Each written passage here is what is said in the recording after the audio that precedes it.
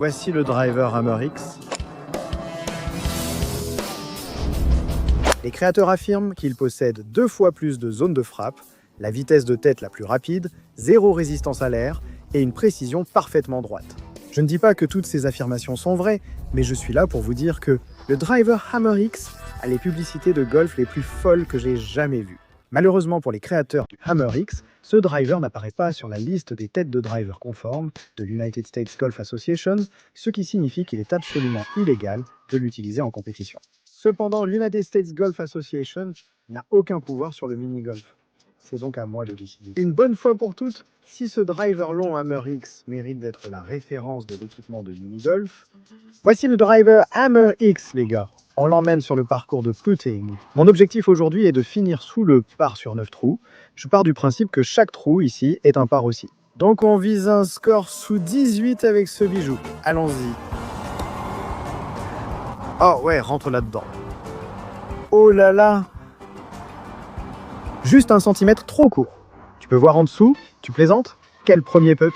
Je veux dire, c'est bien plus près que d'habitude sur ce trou, donc c'est un début fantastique, bébé. Je pense que le plus dur sera quand je serai contre les murs, il y aura moins d'espace. Il faudra jouer en finesse contre eux, se placer ainsi. Quel début? Trou numéro 2, le légendaire palais du seigneur Skillion. La particularité de ce trou, c'est que c'est quasiment un trou en main automatique. Tant que tu as le bon rythme, c'est ce qui va se passer. Avec ce club, il est difficile de trouver le bon rythme.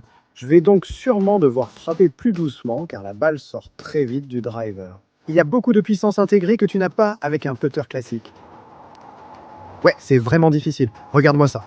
Touche le trou, touche le trou, touche le trou. C'est ce que je craignais. J'ai tenté de me prévenir, mais je me suis tout de même emballé. Mais tant qu'un jeune homme ne fait pas de 3 putes, on est dans les temps, il suffit juste d'en rentrer un en un coup. Oh là là, j'ai failli faire 3 putts, il faut que je n'accélère pas. Si je fais ça, c'est foutu. Le trou numéro 3 est le grand, en pente.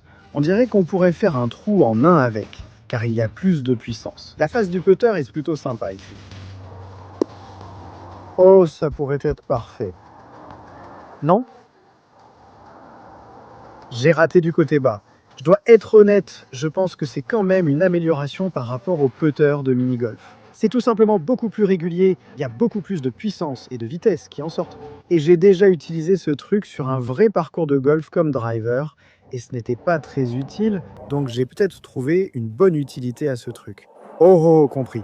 Et nous sommes toujours dans le par maintenant que j'ai des vidéos plus longues qui sortent chaque jeudi. J'aime mélanger mini-golf et golf classique.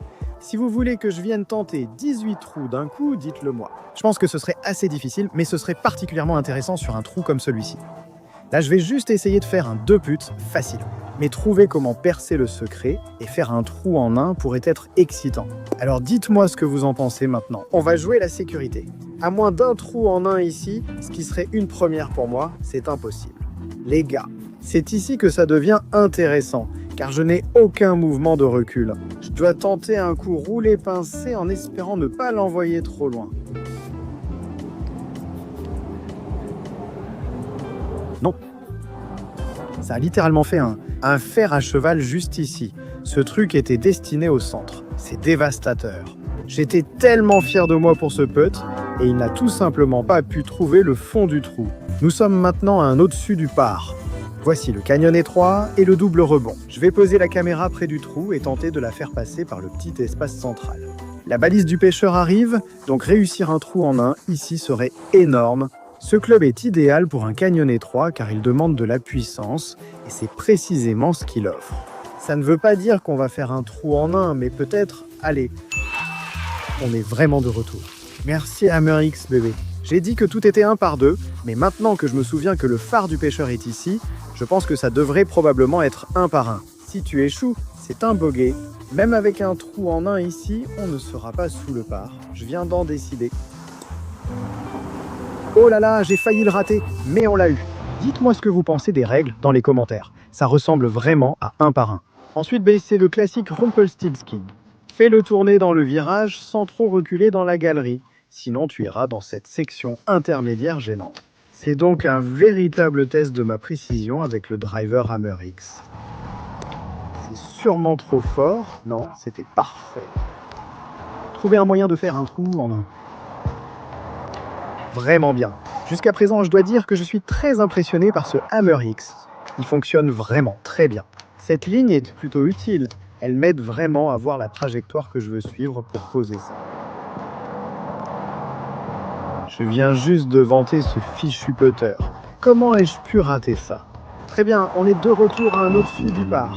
Pour ceux d'entre vous qui connaissent ce parcours de golf, vous savez que c'est le trou numéro 8 officiel, et je trouve ce trou plutôt ennuyeux. Vous tapez dedans, la balle roule jusqu'au trou, c'est très facile. Je vais passer et jouer Tony Hawk sur la place rouge. Tony Hawk doit frapper la balle dans le virage. Cela devrait m'aider à réussir un coup parfait ici. Magnifique, excellent. Est-ce que je pourrais en avoir un? Oh non! Selon les règles officielles du mini-golf, j'ai le droit de m'éloigner du mur d'une longueur de putter.